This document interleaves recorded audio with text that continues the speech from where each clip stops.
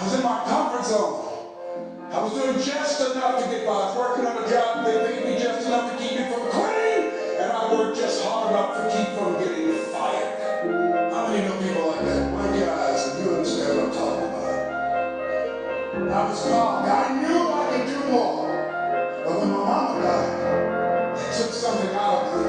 When I went through a divorce, it took something out of me. When my best friend died, it took something out of me. I called. And somebody said that life is like an onion. You have to peel it one layer at a time. And sometimes you cry. What's going to happen to you when you have a dream? You're going to get slapped around. And don't take it personal. Don't ask, why did this have to happen to me? Why not you? Who would you suggest? You want to give us some names, some email addresses? And don't tell everybody. 80% don't care, and 20% glad it's you. It's called life. Suck it up and move on. Get over it.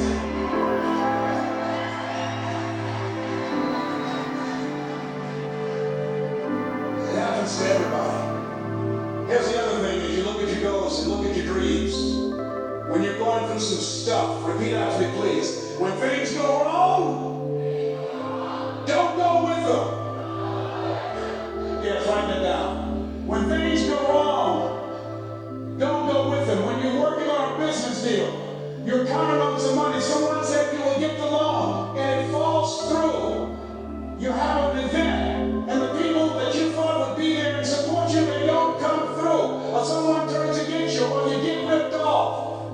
It's going to happen to you. Happened to me. Someone stole all my products. My database, over 180,000 names and addresses. It's not personal. It's going to happen to everybody. It does. 810 millionaires have been financially bankrupt.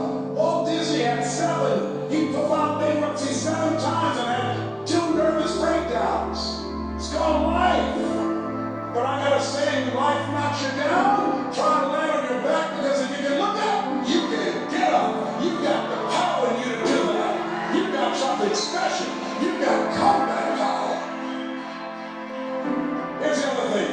Let us say together, it's possible. It's necessary. It's me. Yes, write it down. It's me. Take ownership of your life.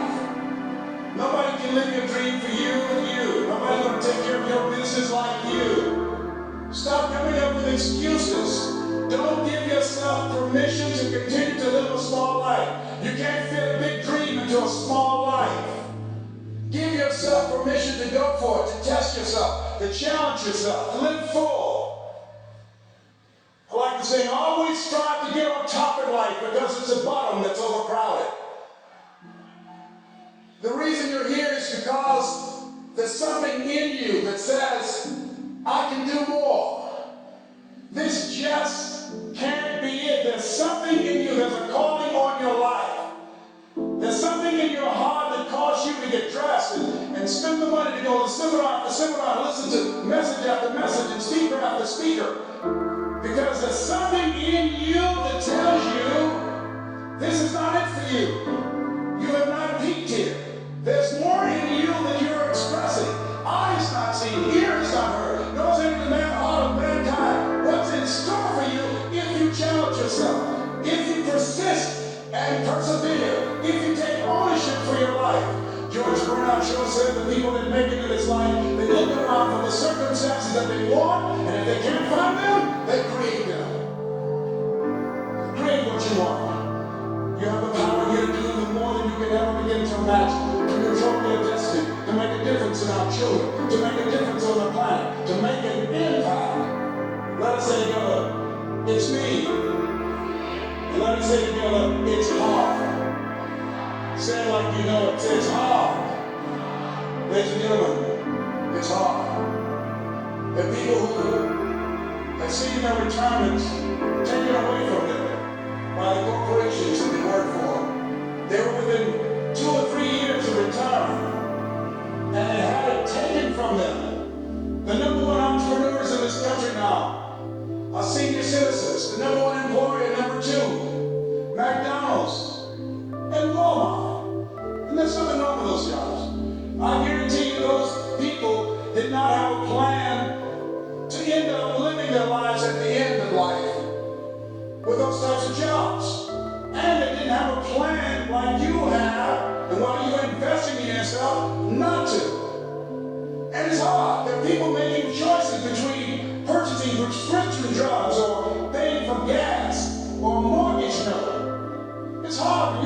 on a job for 20 years, 30 years, give them some good years, and then they come in and tell you, we've downsized. In other words, you're fired.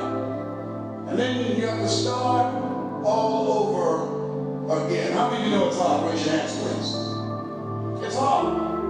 And it's not fair. One of the things I like about T. Harvest, he talks about work and investing in yourself. It's not fair when people are going up against that kind of stuff to tell them just be positive and be enthusiastic and everything will work out all right. Ain't that kind of party? It's hard. Life will put some knocks on your head. I bought my first home for my mother. I was rushing, didn't know what I was doing. And I bought a home that had a lien against it. And they called me, Mr. Brown, yes, there's a lien against your property. We need $55,000 if you're going to stay there. Wait a minute, sir. I just bought this home. The guy told me there were no liens against it. I'm not the one that owe you the money. You should have checked that out, Mr. Brown. Come on. I called my attorney, we followed up. Yes, Les, there's a lien against the property. But he told me there were no liens. He lied, obviously. Oh my God. He told me he wanted to help me because he admired the fact that I was buying this home for my mother and that he was adopted and he identified with me. Les, he sucked at you. He played you, man. So what would they take payment arrangements? What about $5,000 a month? They want all the money, Les. They want all the money, or you're going to have to get out. The house is going up for sheriff's sale. Do you have it? No, I don't have it. Give me some time. Tell them to give me 3 months, please. Give me 3 months. My mother's in her 70s, man. She has a bad heart. Don't do this to me. This is my dream. Don't do this, man. Please, let me talk to them. Les, I'm talking to their attorney. They don't want to talk to you. I've got to talk to the attorney. Do you have the money? No. Will they give me 3 months? No. What about 2 months? No, Les. They want the money in 7 days. Oh my God. Let me call you back on my show. And I'm off the floor thinking, God, how could this happen to me? I gotta figure this out. I gotta figure this out. It seemed like the days were just ticking off. Thursday I had to call and let them know. They called me, Les, do you have the money? No, I don't. Friday you have to leave. The sheriff will be there. You're gonna have to leave, Les. They're gonna take my house. What about my down payment? You lost it, Les. You lost it. Okay. I gotta go, yes. I pray, Lord, please. If you show me that you're real, if you're really real, you think Paul worked for you, you haven't seen anything. Don't let me lose this house and watch what I'll do for you. I was trying to cut a deal. Have you ever tried to cut a deal? It's amazing how spiritual you get when you get in trouble. You know what I mean? When I was diagnosed with prostate cancer, I was going to bed with the Bible and the Holy Quran and signs of mine and Joe Goldsmith, everything I could find. I was praying to Jesus, Yahweh, Melchizedek, everybody. I was calling on everybody. It's amazing. And there I was, walking the floor, 3 o'clock in the morning, and I had to go and wake my mother up. I got on my knees and I said, Mama, I need you to wake up. She said, what's wrong? I said, I can hear you walking back and forth. I'm not asleep, son. I said, there's something I need to tell you. She said, your eyes are red. Why are your eyes red? Because I feel so stupid now. Why? We gotta move tomorrow. Why, Wesley? There's a lien against the property. They want $55,000 and I don't have it. And we're going to be sent out tomorrow. We have to go back to Liberty City. So she said, it's okay. I don't like this house anyhow. I said, why? She said, because of my arthritic knees, it hurts my knees when I go up the steps. I said, then why didn't you tell me? Because you were so happy. I just said it because you were happy. I'll live in a shack with you, boy. I love you. It's not the house. I love you. I love all my children. I said, thank you, Mom. Thank you. And the next The next day when we were in the truck going back to Liberty City, and we pulled down 68th Terrace, the neighbors came out and said, "Wow, Mamie, you're coming back? Are you back?" "Yes." "What happened to the home your boy bought for you? Those boys you adopted?" Wesley didn't do a title search. He made a mistake. And boy, I was so humiliated. How can you make a mistake that you can just humiliate rich hands?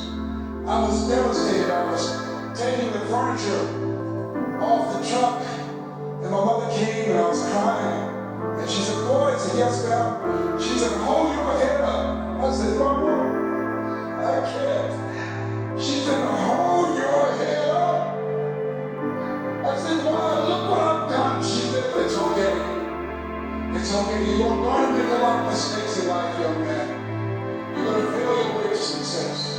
You have nothing to be ashamed of. Keep your head up and take that furniture back in the house." I said, "Yes, ma'am." And I learned something from that. If you ever go through something, hold your head up. If you ever make a mistake, hold your head up. If you ever do something that everything goes wrong, like catch you on the blind side, hold your head up. It's not over. Goethe said, "That which does not kill you will make you stronger." Hold your head up. Shake someone time on your right and left and say, "Hold your head up."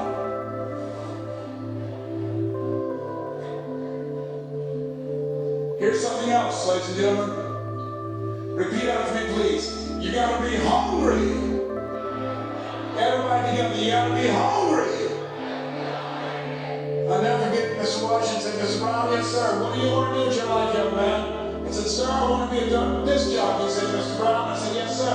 He said, "You gotta be hungry." I said, "What do you mean by that?" He said, "People that are hungry are willing to do the things today others won't do in order to have the things tomorrow others won't have. People that are hungry are willing to invest in themselves. People that are hungry will go to seminars and workshops. People that are hungry are always searching, always seeking higher ground." So how do you want to make it? I said, "I want to be a disc jockey." He says, "Good. Here's what to do." He said, "I want you to read 10 to 15 pages of something positive every day." He said, "You don't get in life what you want, you get in life what you are. You must program yourself to success." He said, "I want you to listen to Earl Nightingale and Zig Ziglar. Listen, faith comes by hearing and hearing and hearing."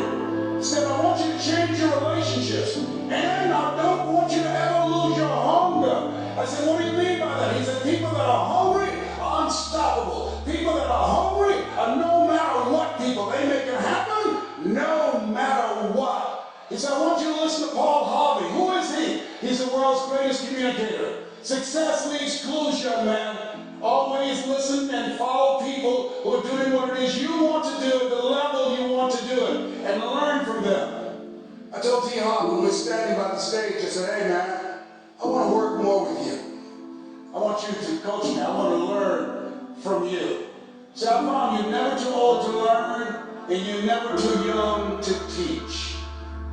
Always have a thirst for learning. So I listened to Paul Harvey every day on the radio. While in school, I'm gone and listening in his car. He gave me his keys. I was working to develop myself.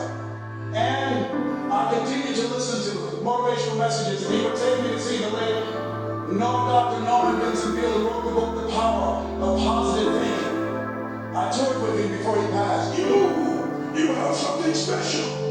You have greatness within you. Don't allow your circumstances to determine who you are. Don't allow your negative thoughts to hold you back. You have something special. You can do more than you can ever begin to imagine. Dr. Peale was an incredible man. I admired him when he spoke. He gave me goosebumps. I could feel him in my heart. And I'll never forget, we were coming back to the school, and Mr. Washington said, "Mr. Brown," "Yes, sir." "When Dr. Peale spoke, you didn't move. When he spoke, you were giving him every word. When he spoke, we didn't have to tell you to sit down and be quiet. Why?" He said, "Sir, I could feel him when he talked. I felt like you sir? He said, he was. I said, but he doesn't know me, but he was speaking to you. Did you feel him in your heart? I said, yes, sir. He said, most people feel him in their head. If you felt him in your heart, he said, listen to him, sir. Follow him, learn from him. And I would go to seminars and workshops. Anywhere I would find where Dr. Peel was, I would be in the audience. I would drive 200 and 300 miles just to hear him speak. And my dream and vision was to share the stage with you. I thought about it. What is your goal? What is your vision? I want you to hold it in mind. It's the power in that. Because when I became involved in speaking, I'll never forget, I got a call from Og Mandino, who wrote the book, The Greatest Salesman in the World. He said, Wes, I'm stuck in Philadelphia. Need to be in Kankakee. Dr. Norman Vincent Peale's appearing. I can't make it. I heard you're in Chicago. I said, yes, I am. Can you go and open for me? I said, yes, man. Oh, my God. Dr. Peale, I said, yes, I'd love to do it. And I went there, and I came. I said, hi, I'm Les Brown. He said, you're not the band right now? And I said, no. I'm Mrs. Mamie Brown. People, I'm here to speak. He said, come backstage. And his wife, Mommy, was there. And she said, Papa, Les Brown is here, the speaker. And he said, Les Brown, shoot for the moon. Because even if you miss your land among the stars, I said, sir, that's my quote. I wrote you. When I was in the 11th grade, I was a part of a special education class project. That's my quote. He said, I know. I end all my speeches with that quote. And Dr. Peel had a great sense of humor. The young man was backstage, and I had so many questions to ask him, and my mind froze up, and the young guy said, Dr. Peel, how old are you? And he was up in age. He said, Sonny, I'm 92. The young man looked at him and said, I don't know if I want to live to get 92. He said, that's because you've never been 91. So I did the things that Mr. Washington suggested. I listened to motivational tapes on a regular basis. I would go to seminars and workshops whenever Zig Ziglar, Dr. Dennis Wesley, and Jim Rohn would come to town. And I said, sir, what do you want me to do now? He said, Mr. Brown, I've given you everything that I can give you. He said, develop your mind, put your money where your mouth is, continue to learn how to be an effective communicator, because once you open your mouth, you tell the world who you are. And always surround yourself with OQP, only quality people. So I went to apply for a job on Miami Beach. WMBM radio station. Milton Butterball Smith was the program director. Hello, Mr. Butterball. How are you, sir? My name is Wesley, sir. I'd like to be a disc jockey. He said, young man, you have any journalism in your background? I said, no, sir, no. Do you have any experience in broadcasting? I said, no, sir, but I practice all the time, sir. Let me audition for you, sir. Let me show you how good I am. All I need is a shot, sir. He says, no, we don't have any job for you. How many have been rejected? Raise your hands, please. I was devastated. I went back and I told Mr. Washington. I said, Mr. Washington. They said, no. He said, don't take it personally. Most people are so negative, they have to say no 7 times before they say yes. He said, you got to be hungry. Know your vitamin. Go back again. I said, yes, sir. Hello, Mr. Butterball. How are you, sir? My name is Les Brown, sir. I like to be a disc jockey. Young man, weren't you here yesterday? Yes, sir, I was. Didn't I tell you no yesterday? Yes, sir, you did. And why are you back today? Well, sir, I didn't know whether or not somebody was laid off or somebody was fired, sir. Nobody was laid off or fired. Now, get on out of here. I came back the next day. Hello, Mr. Butterball. How are you, sir? My name is Les Brown, sir. I like to be a disc jockey. I know what your name is. Weren't you here the last 2 days? Yes, sir, I was. Didn't I tell you no the last 2 days? Yes, sir, you did. Why are you back? Oh, sir, I didn't know whether or not someone got sick or someone died, sir. No one got sick or died. No one was laid off or fired. Don't you come back here again. I came back the next day talking loud, looking happy like I've seen you for the first time. I said, oh, Mr. Butterball, how are you? He looked at me with rage. He said, go get me some coffee. I said, yes, sir. My favorite book says the greatest among you will be your servant. How many of you are serious about your goals and dreams? Raise your hands. Very good. Write this down. Provide more service than you get paid for. Provide more service than you get paid for. I go to a lot of seminars and workshops. And one of the things I know about T.R. Becker, when I was sitting in the class with Robert and all of the other presenters, they hold themselves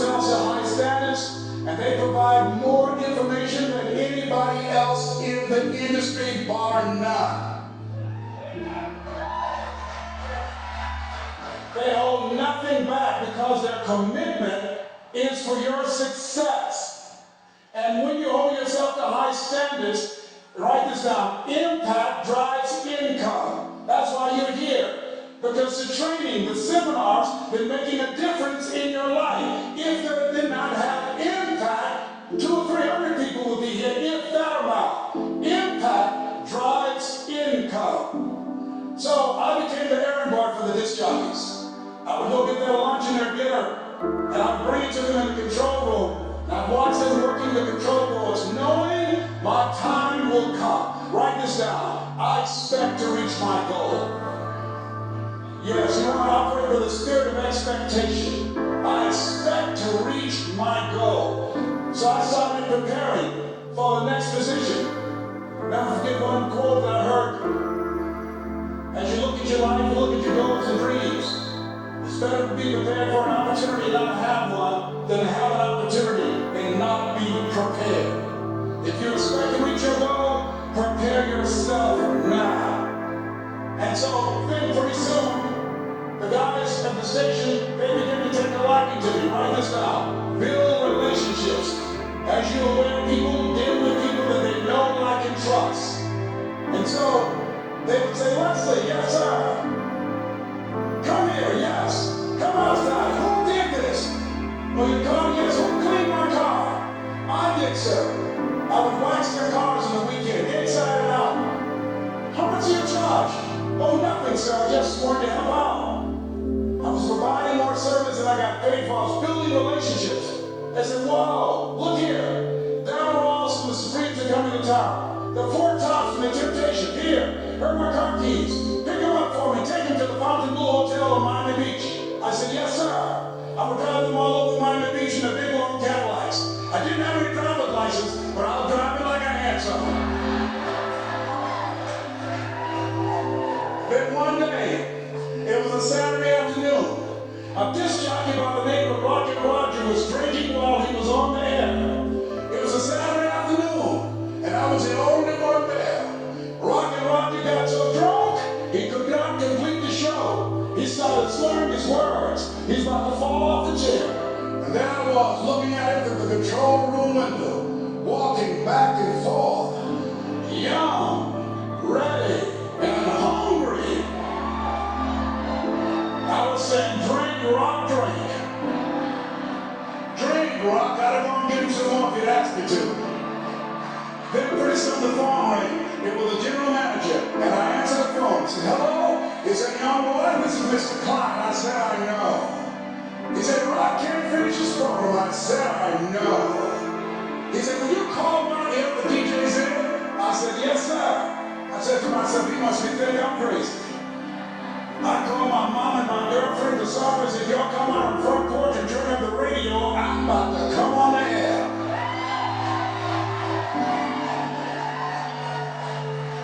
I waited for about 20 minutes and I called him back. I said, Mr. Klein, I can't find nobody. He said, young boy, you know how to work the controls? I said, yes, sir. He said, go in there and segue the records, but don't say nothing here. I said, yes, sir.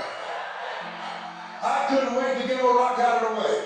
I put on a fast record. I said, look out, this is me, LB Triple T. What's from your planet playing papa? There were none before me, and there will be none after me. Therefore, that makes me the one and only.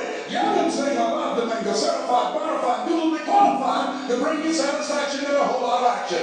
Look out, baby, I'm your love man. I was hungry. I was hungry. Get old man a round of applause. I was hungry. I was hungry. You gotta be hungry. Shake someone's hand on your right and left all around you and say, you gotta be hungry. You gotta be hungry.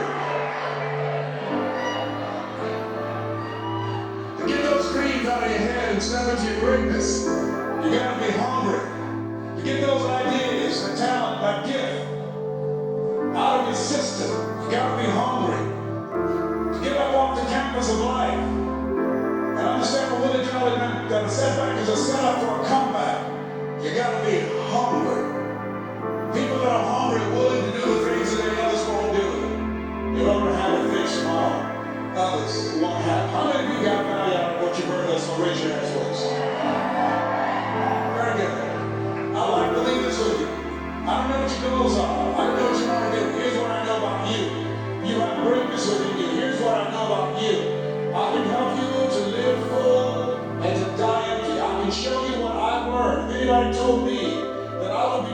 to do it now. I leave here today, I go to New Orleans and speak there, then I'll be flown to Barcelona. If anybody told me, given my circumstances, born in an abandoned building on the fourth section of Miami, Florida, called Liberty City, but both my birth parents stood up and said, hello, son, I would not know either one. Being labeled educably retarded, put back from the 5th grade to the 4th grade, failed again when I was in the 8th grade, no college training. Anybody told me the principles that I would teach you, that they would have the impact that it has had on my life. This Les Brown that you see, I did not know he existed.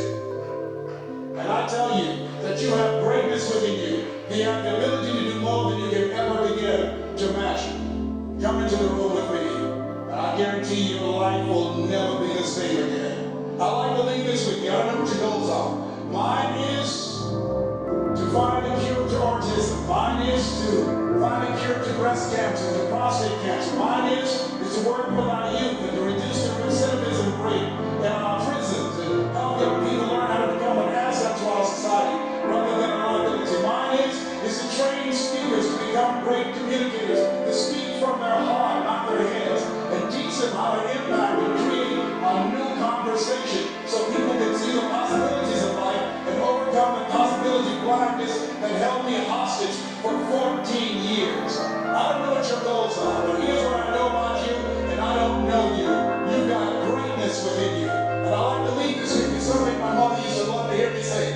Wesley, yes, ma'am, Mama. Say that thing from me, boy, that makes me feel good. I dedicate this to you, to the greatness in you, and to the dream that you showed up on the planet to produce. And it's simply this. If you want a thing bad enough to go out and fight for it, to work day and night for it, to give up your time, your peace, and your sleep for it. If all that you dream and scheme is about it, and life seems useless and worthless without it, and if you blindly sweat for it and fret for it and plan for it, and lose all your terror of the opposition for it, and if you simply go after that thing that you want with all of your capacity, strength and sagacity, faith, hope, and confidence, and stern pertinacity,